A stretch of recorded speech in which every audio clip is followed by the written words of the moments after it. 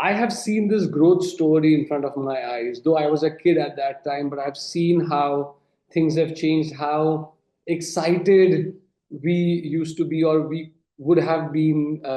I still remember our first store other than Jaipur was started in Oberoi Shopping Market in Nariman Point in Bombay. We still have that store, and we still, do business out of it. But I still remember how significant it was for us at that time, and how much time my dad and uncle used to try and live between Bombay and Jaipur. Our summer holidays used to be in Bombay just because there was work in Bombay, and we used to be. So I'm just so just the at that time a key milestone while growing up. I think that was definitely that you had more than one store, you had more than one boutique, you had more than one place to retail. And Bombay was New York for in those days, especially for someone from Jaipur, right? So I think that was definitely a very big milestone. And then, of course, we have expanded a lot. But I think that first store meant the most.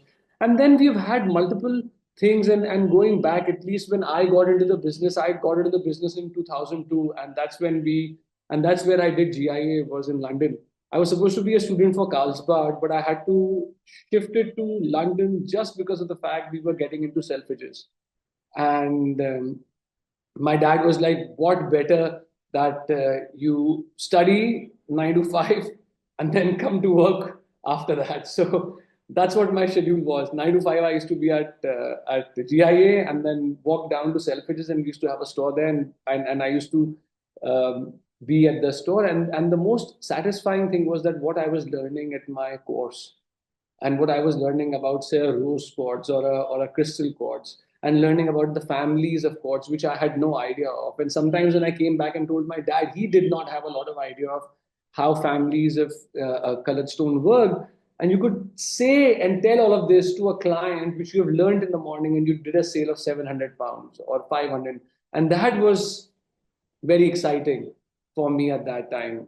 Definitely a very important milestone for me, for Amrapali, both because of Selfridges and because of learning for the next generation to be in the business through this procedure.